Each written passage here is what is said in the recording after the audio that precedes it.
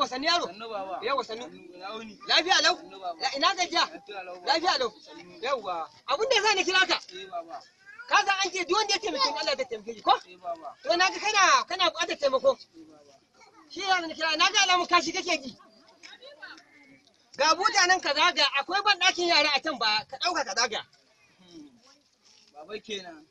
Ai ba kashi nake ji ba. Ya? Ban gayu ne wankan a haka take. Yanzu nan yaro gayi ne haka. Subhanallah mu kai lokacin mu ba haka ba.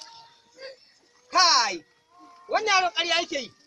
In dai ba kashi yake ji ba to wallahi ina ji wannan ɗan acaɓa ne.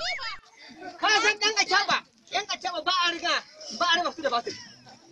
Ɗan acaɓa ba a raba su da basu. Shege da ƙwalonan kai waɗanda ko. An yi da ko ba da ko yake ba. Kai na ga kansa ya ɗan lotsa ba.